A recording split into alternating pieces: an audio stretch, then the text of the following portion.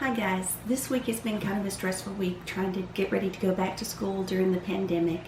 So I thought this morning before I go to class that I would maybe do a little Southern self-care. Today we're going to make chocolate gravy.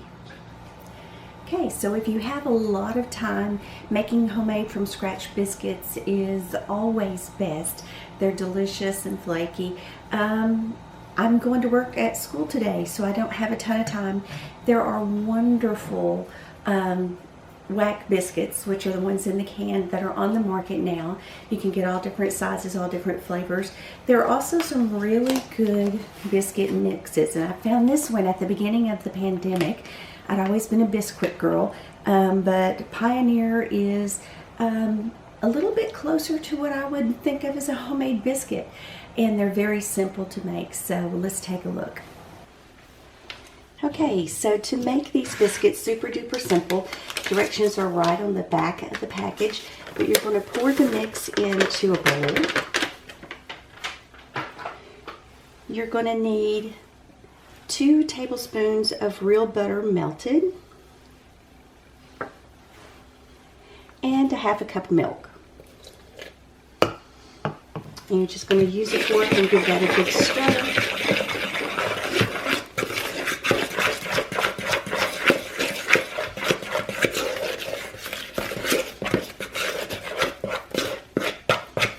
And once you get most of the drying moistened up, then what you want to do is take some flour and just flour a cutting board or just a solid surface, because we're actually going to roll these out.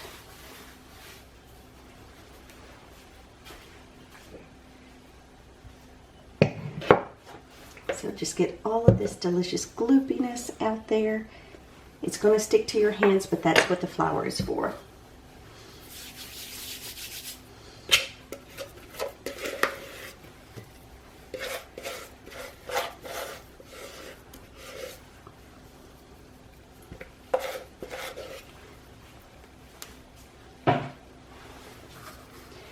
Alright, so you just want to kind of flour your hands a little bit, and you just want to knead it a little bit. You don't want to over knead it, but you just want to kind of get everything incorporated and get all of that gluten starting to work in there.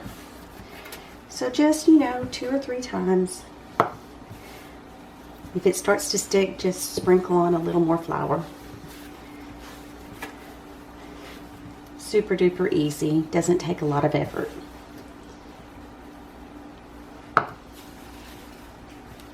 Now, since I'm making this small package, this is not going to make a ton of biscuits, but again, it's just my husband and I this morning. So you just want to roll them out. Now, when I'm making chocolate gravy, I like thin biscuits. If you're doing sausage biscuits or something a little bit more substantial, you might want to keep them a little bit thicker. I like to use a mason jar. These are just a really good size. You can use a cookie cutter if you like.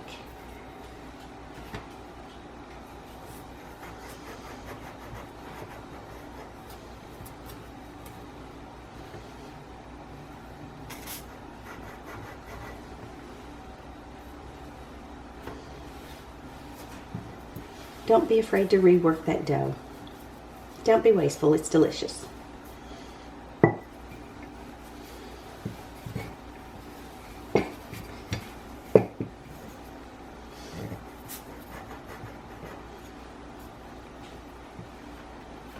Once you get these all rolled out, they're going to go into a 450-degree oven for 10 to 14 minutes. The biscuits have just come out of the oven, and a really nice tip to get that buttery flavor is just to take a stick of butter and just kind of rub over the top of your biscuits.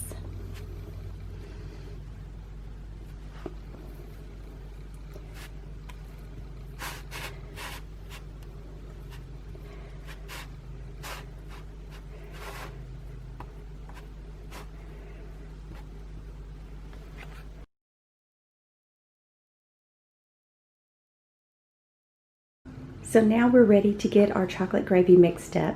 You're going to need cocoa powder. This is about a tablespoonful. And Hershey's is great. Nestle's is great. I happen to be using some cocoa powder that my sons bought me the last time we were in Honduras. You're going to need flour. This is about 1/4 cup. Sugar, about 1/8 cup. You're going to need some vanilla extract. You're going to want probably about 1/2 tablespoon of butter and about 1 cup of milk and a pinch of salt. So let's get this all put together. To start out, you want to do just very simple.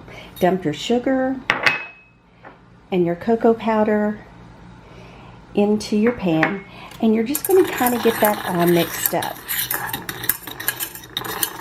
Now this is where the Southern Mama comes into play, because after you get that mixed in pretty good, take a little taste. If it seems bitter or too sweet, you can always add a little more sugar or a little more cocoa powder. From here, we're going to add in part of the flour. You don't want it to get too thick all at once, so usually I do about half. I'm going to give that a good stir, and then I'm going to head over to the stove.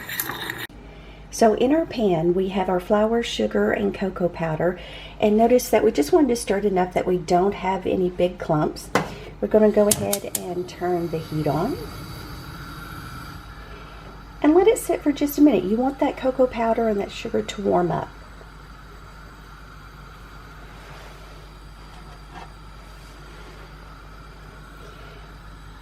Then you want to slowly add in your milk. Sorry, I'm filming one-handed. And just start stirring that in. And the cocoa powder is going to try to separate. That's okay. That's just what it does. Just keep stirring.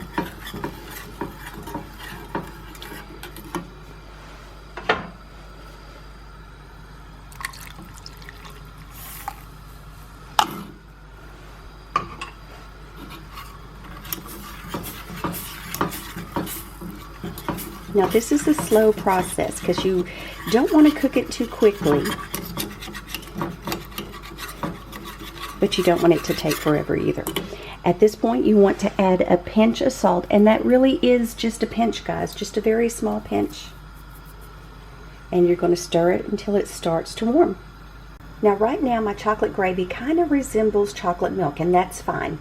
So basically you just want to let it warm. You want to stir it frequently so that it doesn't burn or stick to the bottom. As you're stirring, you'll start to notice that it's starting to feel a little bit thicker towards the bottom. Just keep stirring. My heat has been on medium, and if it seems to be cooking a little too fast, you can always turn it down just a little bit. Keep stirring. Alright, so my chocolate gravy is about the consistency of chocolate pudding, and at this point you want to add just a tiny bit of vanilla extract. And you also want to add about 1/2 tablespoon of butter. Go ahead and turn the fire off. And you're just going to stir until that butter is melted and the vanilla is incorporated. Breakfast of chocolate gravy is ready. Wonderful when you pair it with some hickory smoked bacon and a glass of milk. Just a little decadence to get your day going. Hope you enjoy. A couple things that you may want to keep in mind is that if your gravy is lumpy, that's okay. One way to get rid of that is at the very beginning, make sure that you stir your ingredients together really, really well. If it's still lumpy, once you finish reducing down your liquid, it's okay. It's not cheating to get out the immersion blender and to puree that just a little bit more. If it gets too thick, don't worry. Keep going. You'll make a beautiful chocolate pie filling.